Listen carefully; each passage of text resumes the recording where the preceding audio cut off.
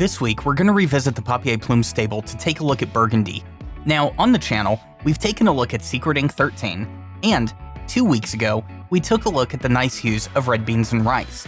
Just this last week, we also took a look at the subtle sepia of caramel, and with the Inkwell being all about that turquoise, we've taken a look at peacock blue, as well as one of my personal favorites from the 2019 Chicago Pen Show, Lake Michigan Winter.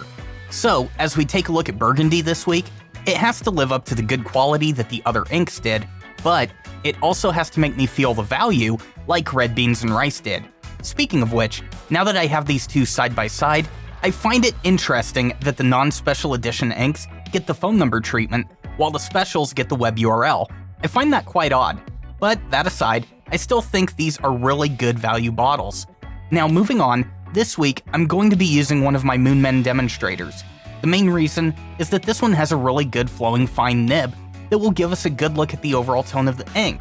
That, and I like the look of ink sloshing around in the body, but let's be honest, it's mainly about the nib. And once we get this nib going on Tomoe, I really like the writing experience that's being delivered by the ink. Unlike caramel, the color we're getting out of the nib is actually on point with what's on the label.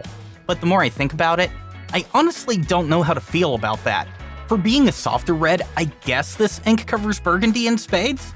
But at least on Tomoe, if this ink is going to be a non-intense red, then I would like to see the lighter shades, especially with the fine nib. As I'm going through the quick brown fox, you can see that we start with the medium hues and go darker from there. It almost makes me wonder what would have happened if I had done this video with the broad nib on my 823. As we move on to the Rhodia dot pad, it gives us a little bit more of the same.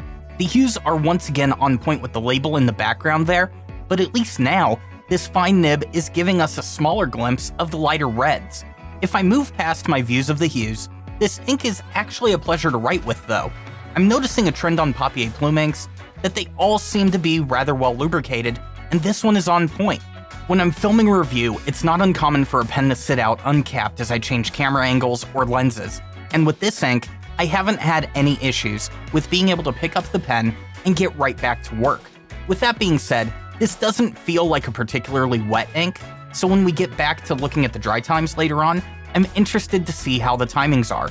For now though, let's take a look at the ink blot and see how much of the ink we really got to see and what hues are left in potentia. Now, if you were looking towards the top of the page during the Tomoe writing sample, then you saw this ink blot while it was drying. At that time, it looked like the lighter parts were going to stay light.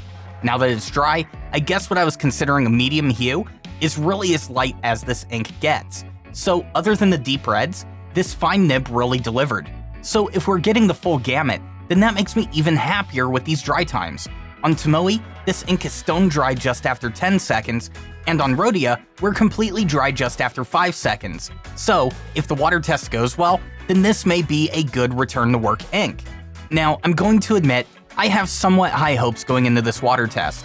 Most of the Papier Plume inks have had a pretty good performance, the consistent theme among them being a bold ghosting layer that made recovery and legibility of the wet ink a non-issue. There were 1 or 2 exceptions to that rule, but overall, the brand has been pretty consistent there. So, as we dry up the water from this ink sample, I'm curious to see what we'll get.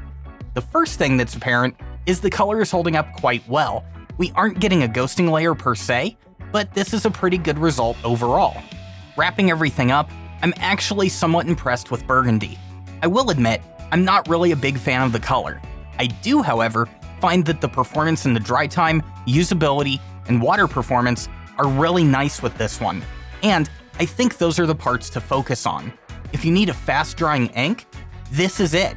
If you are accident-prone with your inks and need something with water resistance, this ink is there. And if you find yourself often leaving your pen uncapped and want to be able to get back to work without having to prime the feed, then this ink is a good candidate. And of course, with it being Papier Plume, you know that you're getting a price point that is perfect for these 1-ounce bottles. So if this color is up your alley, go for it. But that's going to be it for this video. Don't forget to ink up that subscribe button, become a patron for early releases and extras, follow the channel on Twitter and Instagram, and remember, don't drink the ink.